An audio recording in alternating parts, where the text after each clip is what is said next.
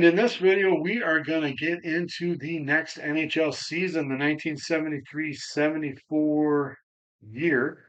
So I'm Hawkeye, and this is Maple Leafs Man Advantage. And before I jump into that, I'll just say if you like this video, go ahead and hit like, subscribe, um, as well as you can comment on anything you'd like to as well about the video or anything like that. Hockey, that'd be great. And take a look at my channel as well. I've certainly got some other videos as well. Primarily about the Leafs, but coming through time, looking at their seasons and the transactions that they made and everything like that. So we're going to jump into the 1973-74 season, and we still have 16 teams. There aren't any more being added, so we got 8 in the East, 8 in the West. The teams haven't moved around anywhere. They're all in the same division that they were in the previous season. And looking at a group of rookies coming into the league this season, we got a great group of them here. We got Bob Gainey coming in for the Montreal Canadiens, Dennis Potvin, Chico Resch for the New York Islanders, Ing Hammerstrom, Lanny McDonald, and Boreas Solomon for the Toronto Maple Leafs. So that's a real good group of rookies there. And it was the last season for some Hall of Famers as well, such as Alex Delvecchio for the Detroit Red Wings, Gump Worsley for the Minnesota North Stars, Frank Mahovlich for the Montreal Canadiens, although he would go and play in the WHA for at least a couple years after this particular season, and Tim Horton for the Buffalo Sabres. And Horton, sadly, he died on February the 21st, 1974. And he was still playing in the NHL at the time, and he was 44 years of age, still playing in the NHL. So we're going to take a look in the East. That's where the Leafs are, and we're going to see how this season went for these teams. So we'll start at the top and boom, work our way down to the bottom. In first place, these guys are usually up there. It's the Boston Bruins. They had 52 wins and 113 points. Phil Esposito led the NHL and his squad. He had 68 goals. He also led the NHL with 145 points. So he won the Art Ross for the most points, the Lester B. Pearson, which was the award given to the greatest player in the league, best player in the league by the NHLPA, and won the Hart Trophy as the league's MVP. Excellent season there for Phil. Another one. Ken Hodge also had 50 goals and 105 points. And finally, Bobby Orr, he had 32 goals, 90 assists, and 122 points. Or, of course, he won the Norris Trophy as the top defenseman in the league. Johnny Busick, still playing in Boston. He had 31 goals, and he also won the Lady Byng Trophy as well. So in net, we got a different group of guys in here. Excuse me. The number one goalie in Boston was Gilles Gilbert. Jerry Cheevers was in the WHA, and Eddie Johnston, he was over playing with the Leafs now. Zill went on to win 34 games, and he had 6 shutouts for the Bruins. In second place was the Montreal Canadiens, coached by Scotty Bowman. They had 45 wins and 99 points. Yvonne Cornway led the squad with 40 goals. Frank Mahovlich led the team with 80 points. Guess what, though? Ken Dryden was not playing this season. He was unhappy with the contract he was offered by the Habs, feeling he was not getting what he deserved, the money he deserved in the net. He would go on this season and work as a legal clerk for $135 a week. Big, huge wow there. And a year to try and take advantage of the fact that the Habs do not have their number one Hall of Fame goaltender playing for them. So in net for Montreal this season, they had a trio of goalies. They had Wayne Thomas. He won 23 games. Michel Bunny Larocque. He would later play in Toronto. They actually, both of them would. But Larocque would go on to win 15 games.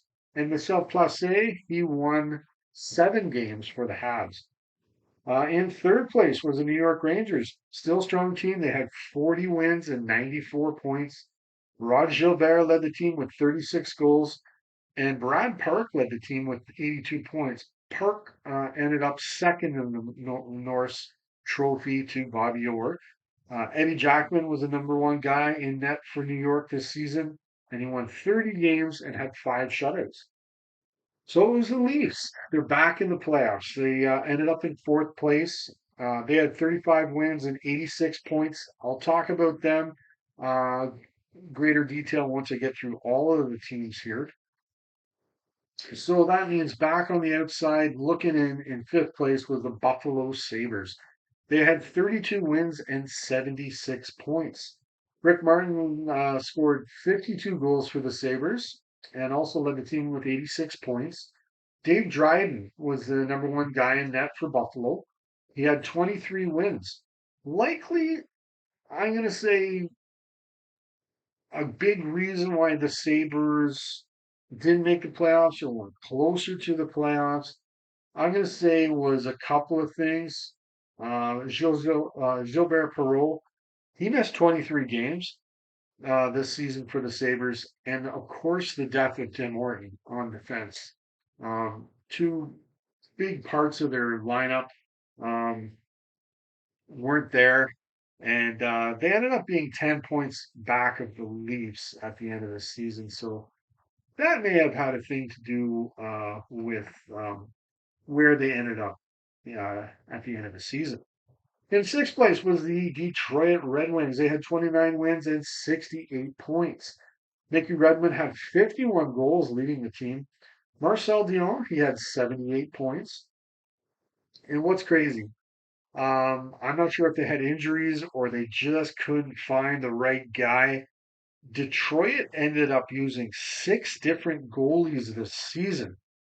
Just to go through the top three of them, Doug Grant, he won 15 games. Jim Rutherford, he had 9 wins. And Bill McKenzie had 4 wins. Now, looking at their save percentage, Grant's save percentage was 870. McKenzie's was 885. And Rutherford had the best one on the club. His save percentage was 888. So, it still could be a problem in Detroit, keeping the puck out of the net that is not bringing them the success I'm sure they're wanting in Detroit. In seventh place was the Vancouver Canucks, who had 24 wins and 59 points. This is, I think, their fourth year in the NHL. They're not really getting close to the playoffs, but it appears like they're improving very slowly. But at the same time, they were 12th in the league in goals and 14th in goals against. And so they had a goal differential of minus 72. While not good, it was still better than it was the previous season. It was over 100, minus 100 the previous season. So they're getting better. Both Dennis Ververgaert and Bobby Schwartz led the team with 26 goals. Andre Boudreau led the team with 75 points.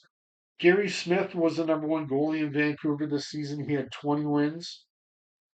But they used a couple other goalies as well. So Ed Dick and Jacques Caron, who I think was playing in St. Louis, if memory served me correctly. Both of them had 2 wins. So, but looking at their save percentage, they were really bad. Dick's save percentage was 845 and Caron's was 832. Um, so I didn't write down the number of games they played or the minutes they played. So like, I mean, if it was only a handful of games, okay, that doesn't really paint you a total picture of the goalie, but those are just not very good numbers for the NHL there.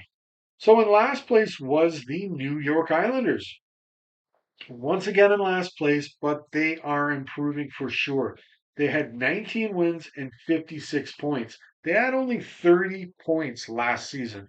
So they jumped up almost times two in points. Just a few points back of the Canucks. They were last in the league with their 182 goals. So they really needed to improve there, getting the goals in. But their goals against was improving. They were eighth in the league with 247 goals against. There's 16 teams, so they're like right in the middle there with goals against.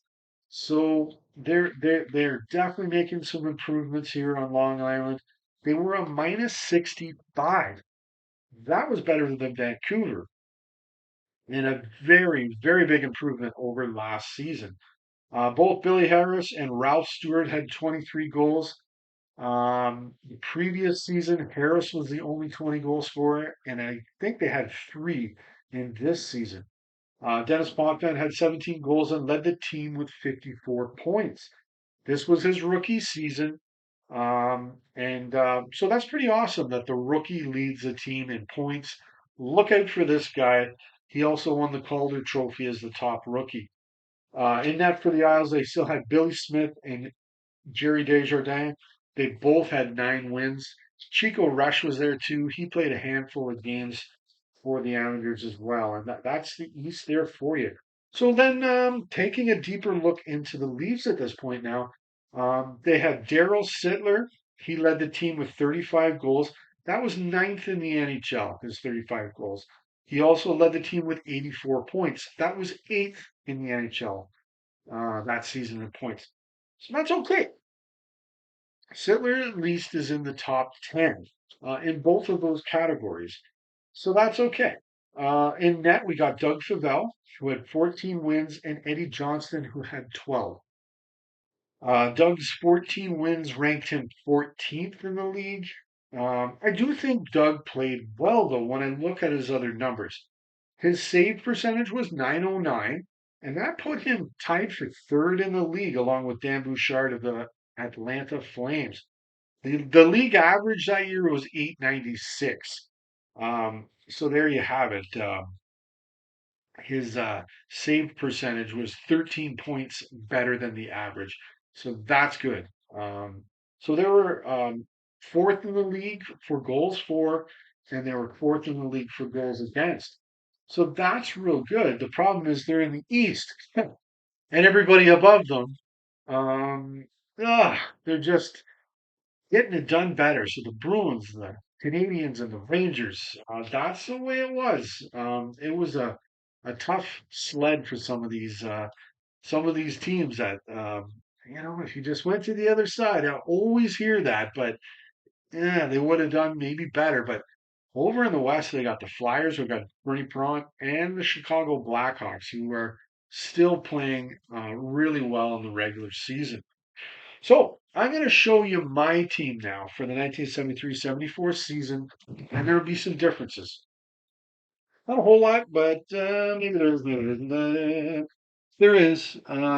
So here we go. Hope you can read this well. Try and put this as close as I can here for everybody. So I have Ullman, Sittler, and Keon up the middle. I cannot break those guys up. Those guys are Hall of Famers. They all scored 20 goals this year. That's an excellent group of centermen. I can't break that up. So in left wing, I got Henderson, Hammerstrom. Those guys played with the Leafs this year, but I got Gary Croteau and Gary Howitt. That's the guy I'm going to put in there on left wing to add some muscle here into the lineup.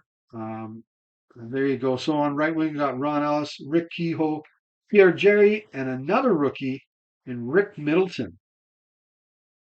I was thinking, why don't I put him on Keon's wing? See what happens there. So on defense, five of these guys played with the Leafs there. The one that didn't was Russell, another tough guy on defense. So there you go. And then all the extra guys there: Butler, McNabb, couple of Wilsons, Bill Height, and who's that? Roberto? Yes, Phil Roberto. So I'm going to go through. I had some trades here. I'm sorry, in that, of course. I got Bernie Perron and a rookie, Mike Visor, in net for me. So I'm going to go through talking about some trades I would make on my team at this point. Um, I got too many guys to put in my lineup. Way too many. Some guys that are ready to play some big minutes in the NHL. And guys I had it on my team that I'm gonna have to move on from at this place or at this point. So I keep making deals with these guys, but I'm gonna make a deal with the California Golden Seals. And why? Well, it's a silly question. They aren't very good, and they're looking for guys I'm sure that I got. They would really help their lineup, I'm sure. Um, so I'm going to give to them. I'm going to send them 24-year-old center Ivan Boldarev. I didn't want to get rid of him. He had a real good offensive year, but I can't break up that group of centermen. He actually did play for the Golden Seals this season, as well as 22-year-old left winger Tom Williams. He's ready for some minutes in the NHL. And I got him from the Bruins, if you remember, and that is Eddie Johnston. Um, but I don't need him. I got Bernie Perron. So I'll send those three guys to the California Golden Seals, and I think I can get in the next coming draft for those three guys their first rounder, second rounder, and sixth rounder. Um, sure. I think all of those guys could be in the lineup for California this year for them and help them out. I think Johnston could really help them out too. I already sent them Ron Lowe as well, so I'm kind of sending all the goalies over to California because um, I don't know, they need help. They have Gilles Meloche there, who played very well on a not very good team, I think, but I think those guys could help California out. Now, I would also need a winger. I got games there where I don't have enough guys to put into those games, I think. So I'm going to need a winger. Um, so I'm going to work out a deal with the St. Louis Blues. I'm going to send them 23-year-old right winger Mike Murphy. I don't like doing that, but he's the guy I'm going to send over there. Dave Lewis, who had just drafted, and center Brian Marchenko. He's going to play a handful of games this year. I might take a bit of a haircut on this one, but I'm going to get from St. Louis Phil Roberto, and in the upcoming draft, their second and sixth rounders for those three guys. There you go. And then next, I'm going to work out a deal with the Atlanta Flames. I'm going to send them some D-men. I'm going to send them Tracy Pratt, Neil Komodowski, and Denny Dupere for in the upcoming draft. Their fourth, sixth, and the 1975 fourth rounders. That's pretty good for Atlanta. There, I think. Um, that's pretty good, but I'm going to give him those players. I don't have room for all these guys. Um, so there you go. And the final trade I'm going to do with the LA Kings. I'm going to send them Jerry Monahan, and I will get in the upcoming draft, 1974. I'm just going to get a fifth rounder from them. That's not much, but that's what I'm going to ask for from LA. Jerry's still got some time left in the NHL. Send him over there. Maybe he can help them out on the wing. So, um, now with my team that I got, call me crazy. The Leafs did make the playoffs this season. They have gotten better. Um, I would have a close team to what they have, but there's a couple of big differences. Number one, I'm going to have Rick Middleton. He's going to come into as a rookie this season to score 22 goals, as well as I'm going to have Bernie Perron in net. Bernie went on to lead the league in wins, save percentage. His save percentage was 932, a goals against average of 1.89. He had 12 shutouts and won the Vezina Trophy this season as the top goalie in the league. You have that as well as Sittler, um, and six other guys scoring 20 goals. So you got Keon, Henderson, Ellis, Allman, Middleton, and Hammerstrom. Um, Three of your six defensemen had 10 goals as well. Um, I believe the Leafs would lead the NHL in goal differential. I think it would be better than even Boston. They're going to have the best defense in the league. Um, they had a good defense, but I think Bernie Perrant just puts it to that next level for them. Um, yeah. So, do, do, do, do. So yeah, that's it. So I think, um, call me crazy, but I think the Leafs with my team could end up in first place. That's gigantic. They were in fourth. I can put them in first. I think by adding Bernie Perron is a big reason why that might happen. Um, I don't know. Maybe if you have people out there that are like, no way to be above Boston. If not, I'd be in second. Um, but I think I'm just gonna say, I think I'd get in first place with that. Like Bernie Perrant had a spectacular season. I know he was in Philadelphia with all the rough and tough guys um, out there, but you know what? I think Bernie could. There's some good defensemen in Toronto here too, so I think that they could do that. But anyways, so there you have it. We're gonna get ready for the 73-74 season, and that's it. So, anyways, have yourself an excellent day.